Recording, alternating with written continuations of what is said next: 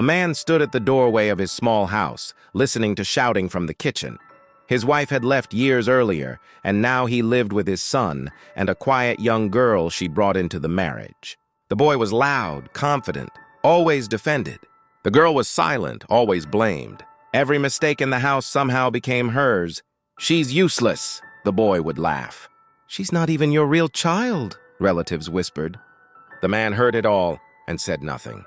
One night, the girl packed a small bag and left without a goodbye. The man noticed only when her room stayed empty. Time was cruel to the man. His son grew reckless, drowning in bad friends and debt. His business failed, the house was sold. Calls went unanswered.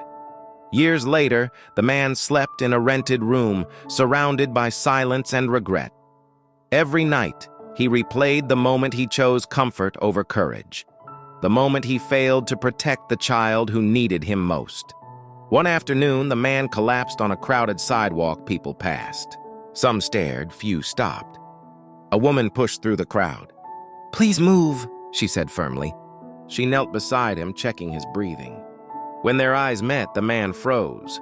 It was the girl, no longer thin, no longer afraid. Strong, calm, in control. "Don't," he whispered weakly. "I don't deserve this." At the hospital, she sat beside his bed. She told him about the years she struggled, the nights she cried alone, the strength she built when no one chose her. "I waited for you to defend me," she said softly. "You never did." The man turned his face away, tears soaking the pillow. "But I didn't come back to punish you," she continued.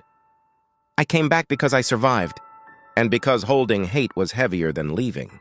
She arranged his care, paid his bills, visited every week. Slowly, the man learned that love doesn't always come from blood. Sometimes it comes from the ones you almost lost forever. Some people leave not because they are weak, but because staying would have destroyed them. And sometimes forgiveness is the greatest proof of strength.